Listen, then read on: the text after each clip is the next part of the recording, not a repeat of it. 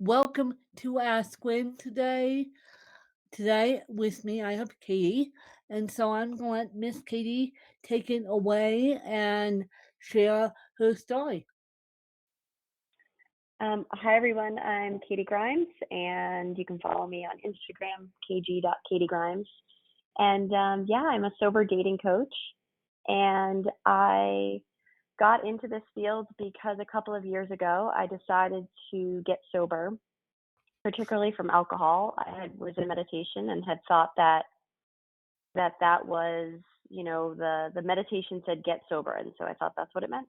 And so I was like, okay, I don't really drink very much, but I'll get sober. So it took me a few months, still going out with friends and having some drinks here and there. But eventually I was like, you know what? I think it's just maybe time to let this go. So I stopped drinking. And from there, I realized that even though I was still going out with friends, trying to date and still trying to really find the one, that I still felt not good enough. I still felt like getting rid of the alcohol didn't solve it. And so for me, what I decided to do to um, was to really give up the guys for a bit. And I had no idea how to do that. Some people that I had known in 12-step recovery were encouraging me. They were like, you're kind of obsessing about this one and that one, and so maybe it's just best um, to give it up for a little bit. And so what I decided to do was, with the support of a coach and group members as well as mentors, I decided to really heal the wounds of my past and really understand, like, why was it that I was constantly in one relationship after another and still feeling not good enough, and feeling anxious when I was in relationships, and feeling like I was constantly checking my text message um, or conversations that we had had, or maybe changing what I was wearing, or trying to really focus on working out more or eating well, and just still feeling like that wasn't good enough. And it wasn't these guys, it was definitely me and my thoughts about myself. And so to fast forward, I I got to a place where I had taken about a year and a half off, and I healed some big wounds, like some fears of abandonment around my mom, and our relationship. I healed some fears of not being good enough. But the whole time I was sort of white knuckling it, because I was just waiting for Mr. Right to come. And one of my coaches said to me, it's best that if you want to really surrender and really trust that God has got your back, and that you are going to meet somebody who is going to complement your life. I had a successful job. I, was healthy by every stretch of the imagination. I had some money that I was able to take care of myself. And so for the most part, everything was okay. But she said, you're so worried that it's not going to happen for you, that it's actually like causing you more pain and discomfort. So what if you could just surrender? What if you could just trust and know that he's going to come? And so I took about a year and a half off from dating, and again, really just tried to focus on myself by going to group meetings, by working with my coach every week, by talking to my mentors, by really showing up at work and getting, moving my body, and doing eating healthy food, you name it. And about a year and a half in, I was a friend of mine, we had all a bunch of people had met at this bar, and she was talking to this one guy, and they were like, hey, we should all go skiing, yada, yada, yada. So long story short, I was like, it's been a really long time since I've been around guys, and it's been a really long time since I've gone on this trip. And while I made it very clear that I wasn't dating, I went away that weekend and felt a lot of trepidation before I went. I felt really uncomfortable about going. And I did share that with her. I said, I'm getting sick. Like, I'm literally sick to my stomach. I'm sick. Something just doesn't feel right. And she said, we've spent a lot of money. Like, we can't cancel last minute, but if you really want to cancel, we can. And, make a very long story short of what that weekend occurred to be is that the guy that she had been talking to ended up raping me. And what transpired over the next 18 months was, massive PTSD from the trauma of being raped. And also, I think the trauma of not trusting my intuition And then I had 3 family members pass away, ended up ending a friendship. And then lastly, my grandmother died.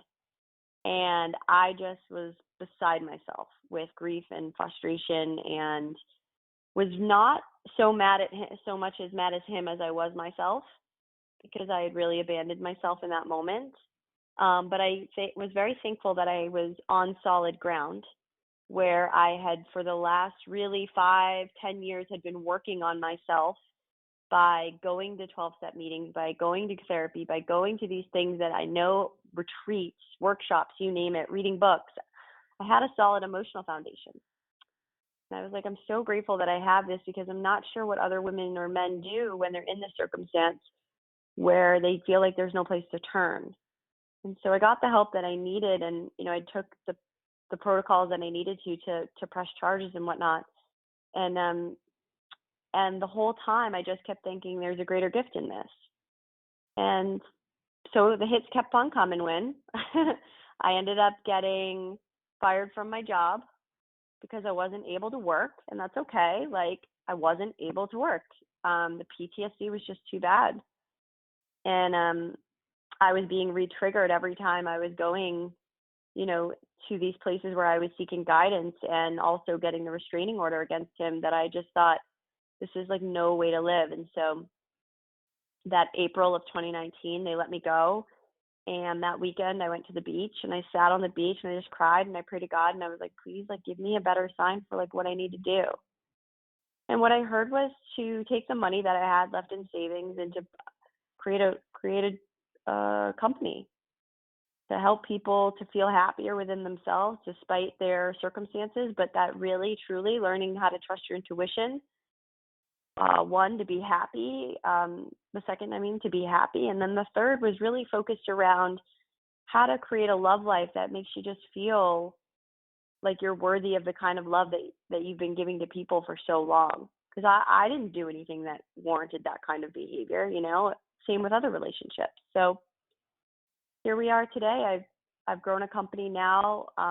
We've got a team of about 5 people on the team.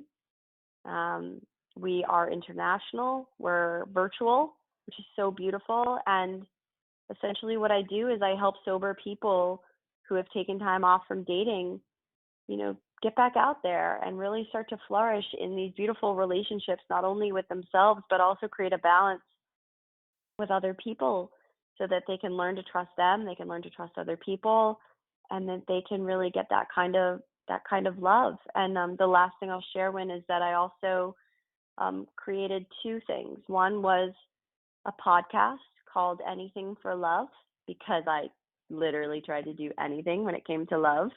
And I really wanted to share with men and women all over the world about what love addiction is. It's really this concept of compulsively needing to be loved and thinking thoughts, feeling feelings, taking actions that really feel misaligned. And so I'm teaching people how to think thoughts, feel feelings, and take actions that are completely aligned with what they need and want.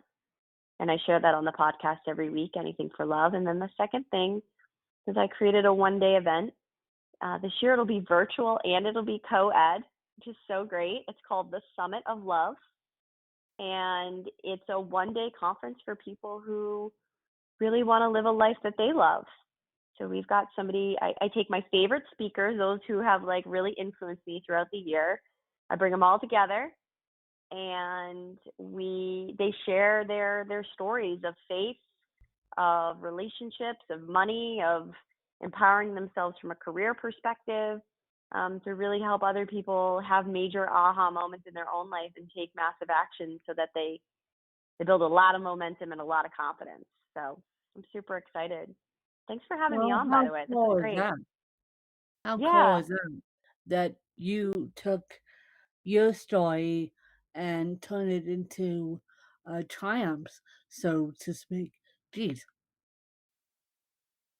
Thank you. Yeah, it was a very difficult time. I think that I appreciate the kind words. I think, our bodies, man, they are so resilient. But our minds are old. Our brains are old. So it often takes our brains a lot longer to catch up. Our body just wants to get back out there and start working out and start moving. but our brains are the ones that are still feeling like they're in trauma or grief. And the symptoms don't necessarily go away every day. Some days they come back, and sometimes that's weeks at a time. Depends on maybe what I've watched on TV, or if I've had a memory about my grandmother or my grandfather or somebody that I love that's no longer in my life. Um, but I practice a little bit more patience. Not a lot, but I practice a little bit more patience with myself in those moments to realize that I'm probably going through this right now so that I can teach somebody else how to move through it.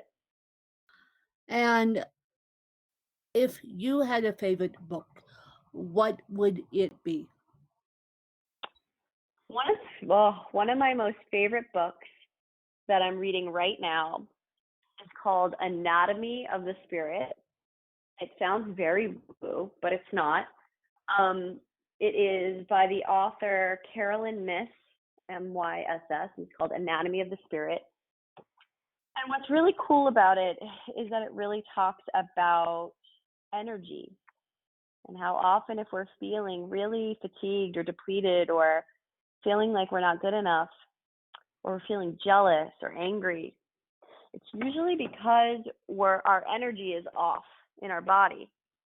So I'm about halfway through the book now, and I can't put it down. It's pretty fantastic. And so, if your best friend had to write a book about you, what would the title be? I think it would be called the same thing as my podcast, which is Anything for Love. Anything for love. I like it. Anything for love.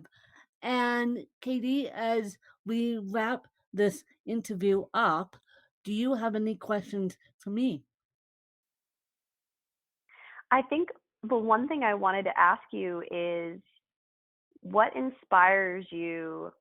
Well, two questions. What inspired you to create your podcast? And then what inspires you to keep at it? Well, I'll answer the questions backwards. What inspired me? What inspires me to keep at my podcast is the love and support I have gotten from my fan base, and the people around me are they understand my work, but they are supportive of my work, but Mhm. they will not listen to this podcast. They will not support me as much as I would like. They support the other ends. They support my books, and of course, they support my disability, but they don't support my journalism work as a full-time content creator.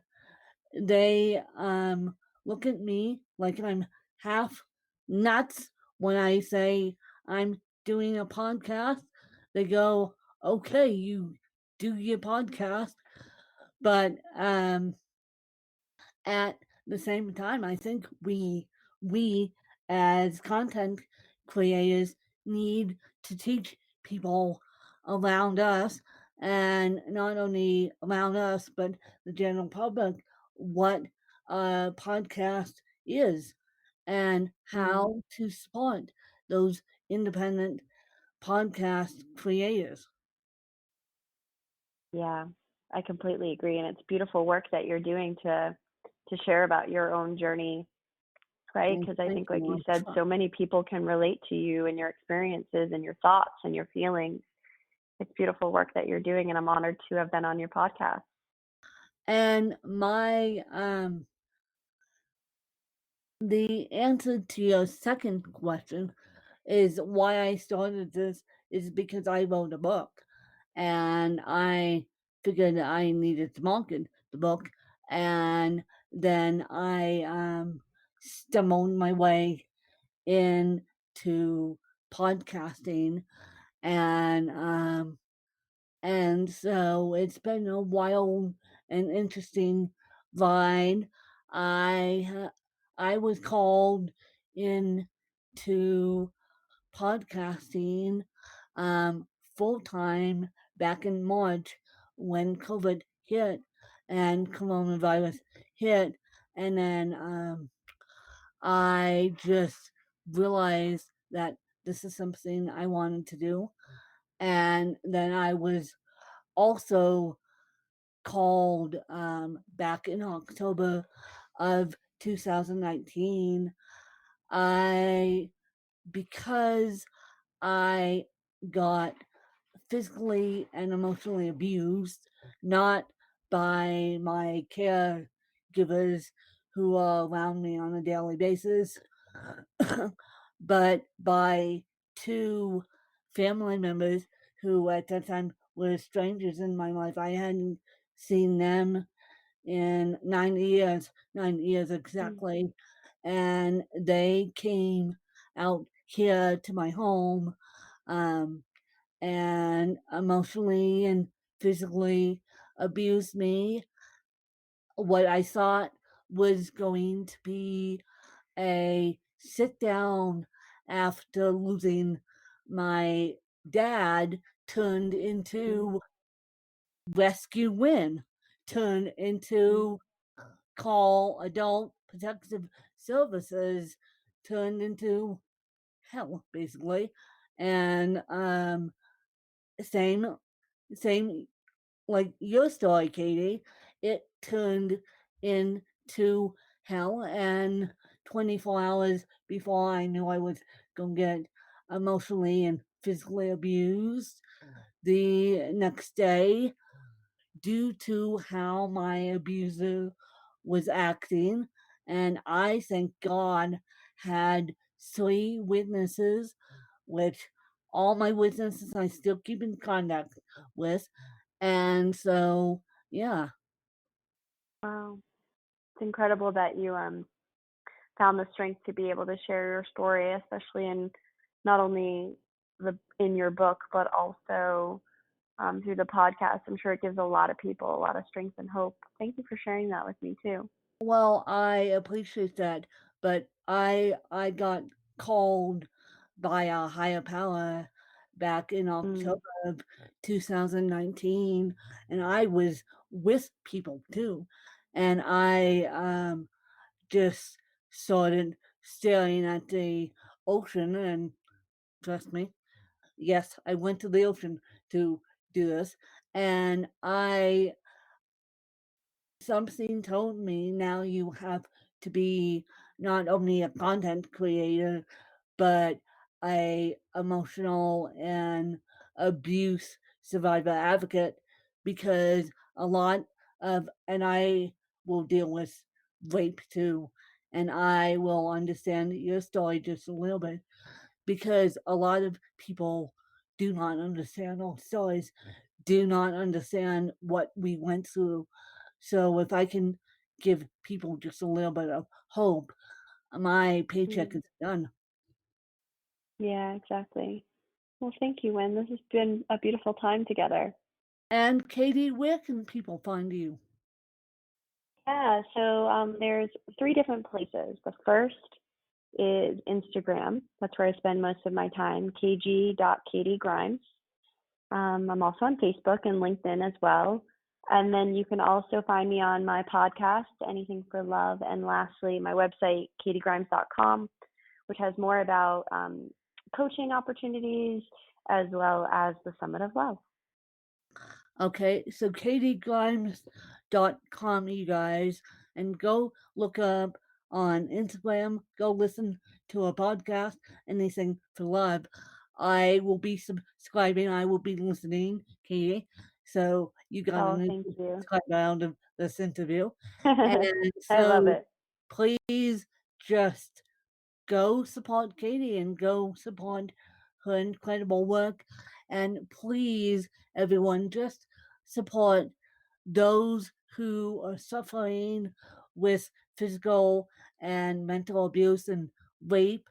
And let's break the stigma on those icky subjects matters, because women have got to take their power back. And thanks, everyone. And I will be back with another amazing interview. Thanks, you guys. Bye.